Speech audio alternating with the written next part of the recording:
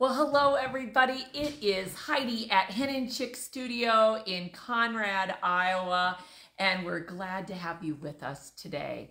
Today is week 2 of our Caboodle Sew Along. Last week, oh my gosh, we had so much fun.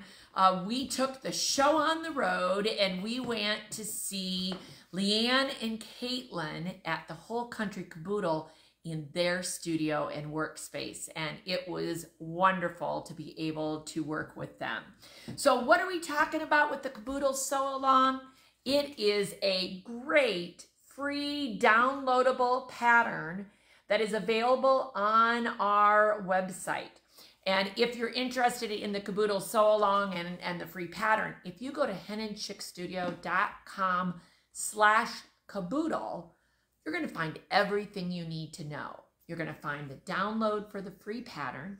You're going to find last week's video. You're going to find the kit, which I'll tell you about.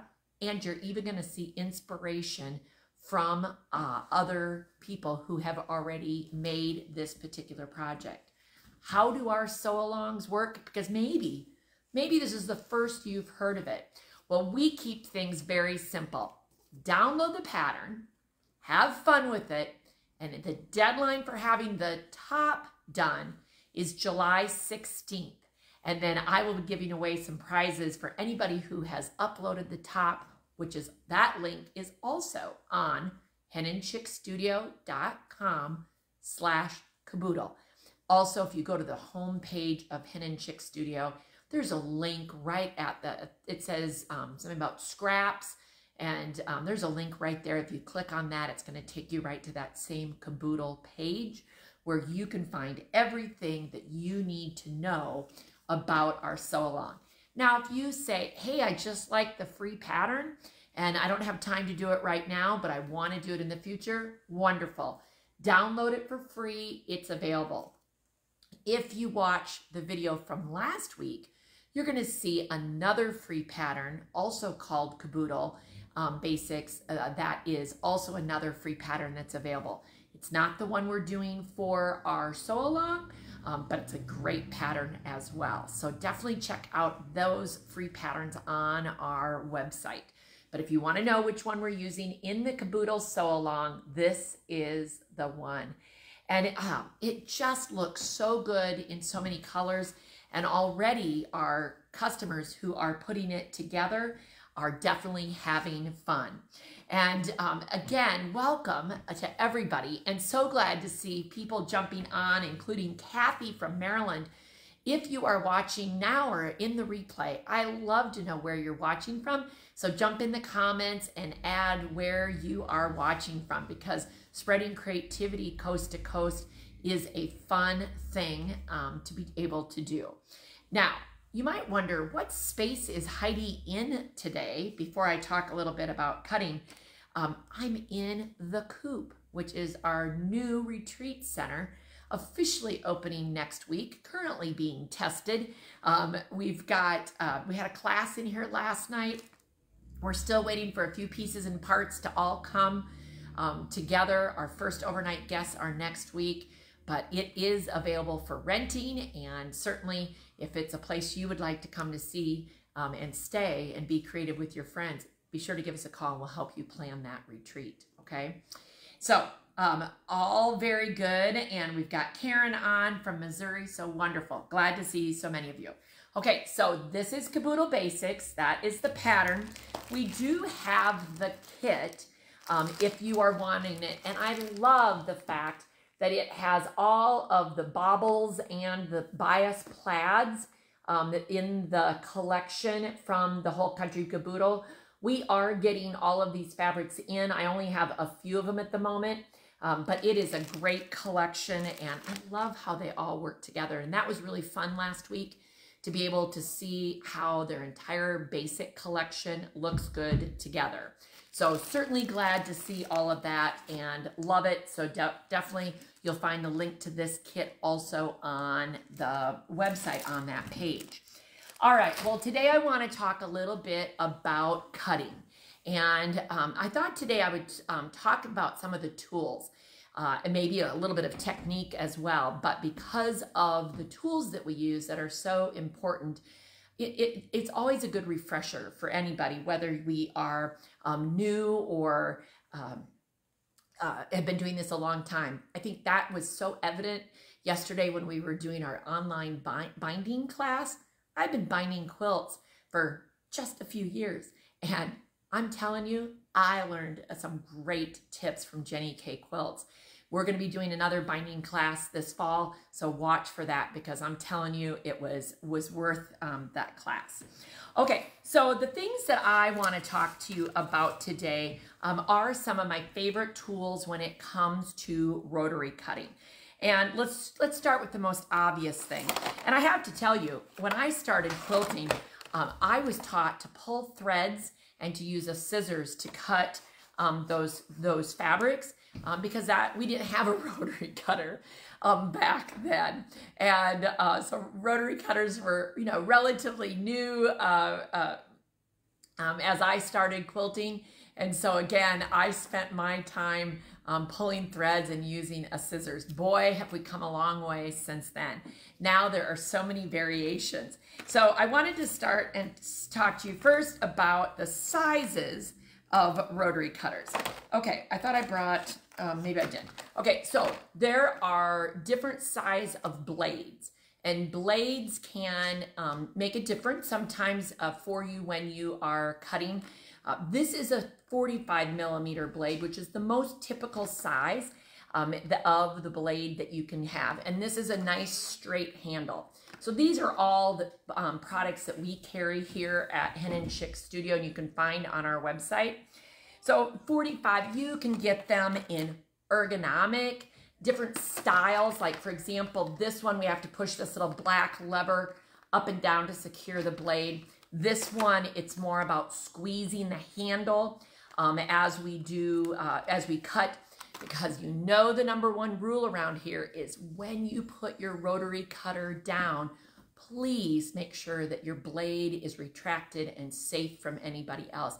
Even if you think, oh, I don't get together with other people, you can cut yourself, and that's the worst. We do not need to spend time at the ER, right? So when you are working with a rotary cutter, make sure that you absolutely get one of those, something that can retract. And I see more people jumping on, so wonderful. I love it. All right, you can also get all sorts of sparklies and different colors. I'm telling you, we could have rotary cutters in every color, I think, at this point in the game. But those are just some basics. There is also then the 60 millimeter, which is my favorite, actually. And it's a little bit bigger blade. I love the straight handle. That is my favorite. It also comes in ergonomic. There is even a 28 millimeter, which is quite small. So if you're doing a lot of really small cutting, it could work well for you too. It kind of depends what fits in your hand, how does it feel going across the fabric, all sorts of things. So those are the rotary cutters themselves. And actually, I'm gonna grab this one. So this is what I mean. This is a 60 millimeter, and you see how this retracts? You pull it back and the blade comes out, and then when you push it back, then the blade is protected. So I'm saying do that every time. Get in the habit. There should be nothing else more important than that. All right, then let's talk a little bit about rulers. We're fans of the Stripology rulers here, and I'm going to talk about them in a second.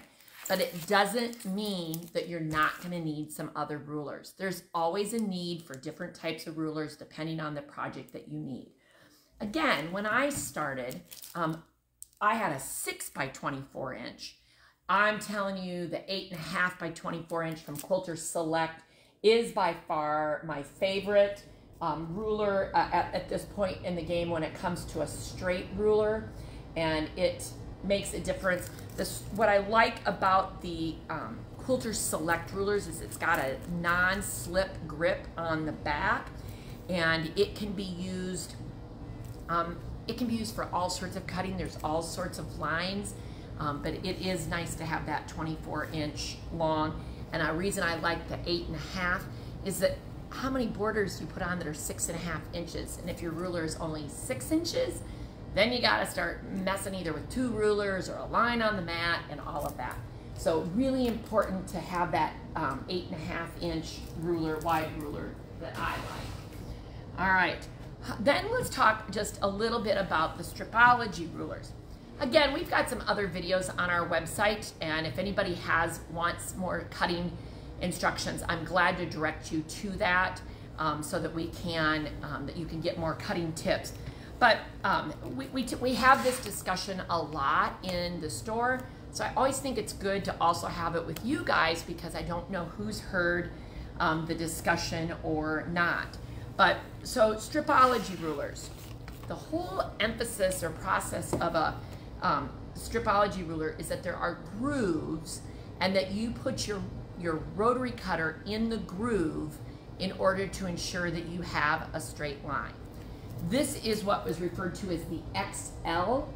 If you're doing a ton of 2.5-inch wide strips, this is the rotary cutter or the ruler to have, because you can just whip those 2.5-inch strips or 1.5-inch strips out. If you make your own jelly rolls instead of purchasing them, if you're taking your fat quarters and cutting them in to 2.5-inch strips for patterns, this is the ruler that you're going to want to have because it is great. So I always tell people when they say, well, which one should you buy? Well, ultimately you want all 3 of them because they all 3 have different purposes. But I would tell you that this one is great because it also combines the Stripology squared into the ruler so that you get some of the benefits of the squares and the lines that are on the squared ruler than in the XL.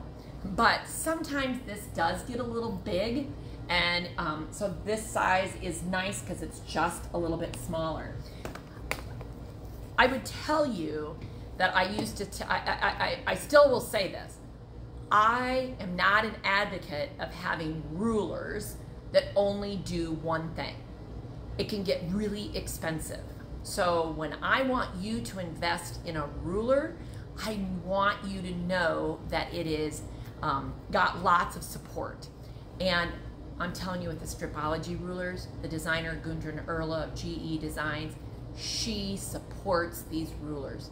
She is constantly coming out with new patterns, new books, and I'm going to show you another book that she's created here that is wonderful for mastering your Stripology rulers. But it is, might seem expensive, but the time they save and again, the ability to do so many different things with them is critical. So that is the squared. And then the third one is one of the small ones. And here I have the quarters mini so that you can do 1/8 of an inch and 1/4 of an inch. And it's nice and small. So if I'm having to trim up 6.5-inch squares or smaller, this is the one. Could I do it with the big Stripology XL? Absolutely. Is it a lot easier to have that little one and do it? You bet. So those are the 3 Stripology rulers. I'm gonna lay those down over here. And, you know, being able to master those rulers is good. So again, good support. So she even created a new book called Master Your Stripology Rulers. What I like about it is it's not just how-to, but it is also being able to do projects as you are doing them. So it is something that I think is really critical to be able to master your Stripology rulers, is to have this particular book to know how to cut different shapes easily. She has lots of charts, and then she also does a ton of video and connects them all to you with QR codes. So that is a great asset as well, and all those videos are on her website and YouTube channel. So love that. All right, then let's talk a little bit about mats. I'm kind of going through some tools here. Getting down to the bottom. Well, maybe before I move this. So when you start dealing with a big ruler like this, then you also start to, even though it's a non-slip, our hands are only so big. So I do love the Gypsy gripper that I'm holding on to, which is suction cupped. So I can pull it off, clean it off, make sure it goes, put it right onto my ruler, and be able to keep that so it's nice and easy. So that is the Gypsy Gripper, and that is also available on our website, okay? So I'll move that out of the way just so I can kind of keep working down to the bottom. All right, well, of course, if you're going to use a rotary cutter and any of the rulers, you've got to have a mat to protect your surface. And mats come in all shapes and sizes. Currently, I'm using this one. This is an Alpha rotary mat. This is the 24 by 36 inch version, and I love that size because I can move it around pretty easily. We use a bigger one at the store, and for obvious reasons, right?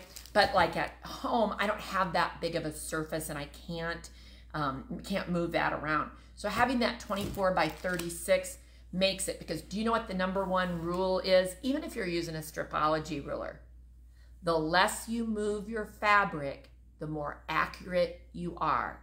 So once you start to cut fabric, you do not want to move it. You either move your body or you move your mat, okay? So these tables here in our new workspace at the coop, I can literally go on 3 sides pretty easily. So I will not have to move my fabric very much. Another option is to have a rotary rotating spinning mat. So that, and this is a big 17 inch, which is nice. We also have them in 12 and even one that's a little bit smaller. And so these are nice for rotating around. So it's the kind of thing where then all I have to do is spin it. And so if my body has to stay in the same position, then I don't have to worry about moving my fabric again. It gets to stay stationary. And there's so many times when you're trimming blocks and that type of thing, the less you move your fabric, the more accurate your cutting is, okay? So then we've got those. Another fun tool that we've been really enjoying is the new Omni Grid Omni Rack. And it is a great tool. I'm gonna turn around and show you the picture on the back for holding your rotary cutting tools.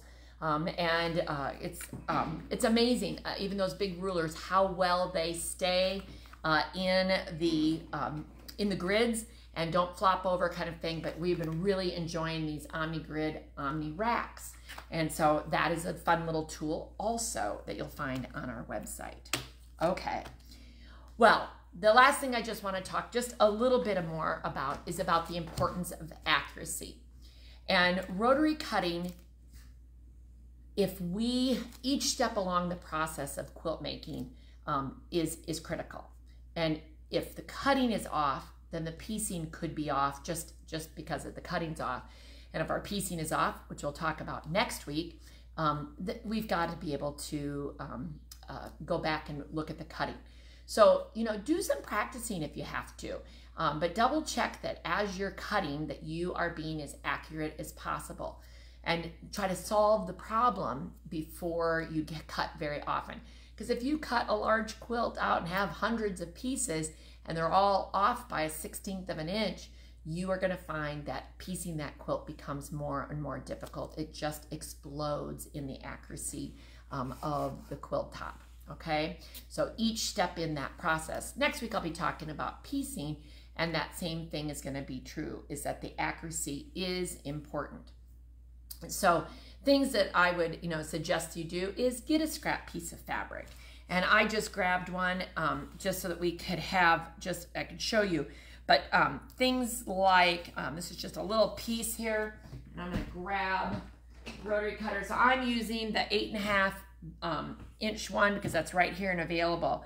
But when you are cutting, I always encourage you, another little tip is to make sure that the fabric that you need is under the ruler, because that way you're protecting it. So if you do something goofy and go wild and crazy and wonky when you're cutting, not a problem, because you're gonna have protected that underneath, okay? I always think, as I'm teaching new quilters how to quilt, is that it's a delicate balance when we're cutting of pushing down and forward. And so don't be discouraged if it doesn't go well the first time. It's a process. It's like riding a bike, and the more you do it, the more accurate you are. There's even a sound that you'll start hearing when you are cutting accurately. And so just to show you, so when I'm doing this, I'm putting my hand on the ruler, putting my thumb on the retracting blade. I retract it just as I put it down. I put it just off of the fabric, 45-degree angle from the table up to the rotary cutter. My finger is used for some pressure on top of the rotary cutter. And of course, I'm pushing a little pressure on the ruler so it does not move. And then I push the blade down and forward. Once I get to the end, I bring it up, retract it, and lay it down, okay? And I can see that I have a nick in the blade. And what does that mean, right? It means that somewhere along there, I've gotten a little nick on the blade. It happens.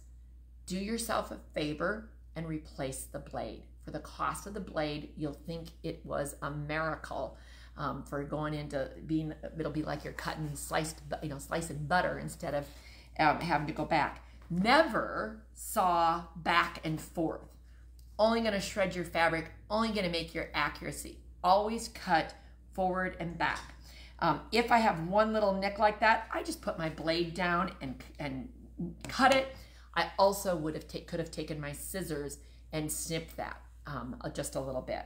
But once I have that straight edge, then I know that I am going to be able to cut accurately. So again, if I were wanting to move my fabric as little as possible, I'm gonna go ahead and move this fabric down, and I'm gonna go over here and I'm going to line up my 2.5 inch mark with the straight edge, open my blade, put it down, cut it, blade up, and again, I got that nick, the same nick. You can tell right when it's a nick because it's always, there's a fly floating on my face. It's always in the exact same spot, and when you see that, then it's time to change the blade. So we'll have to do that. And then I have a 2.5 inch strip, and I am ready to go. All right, well, I hope you've enjoyed seeing some of my favorite tools when it comes to cutting and quilting. I hope you will visit hiddenchickstudio.com/caboodle and make sure that you download the free pattern, get that pattern and get busy making it. You have until July 16th to make the top to be eligible for prizes. All right, everybody, have a great day.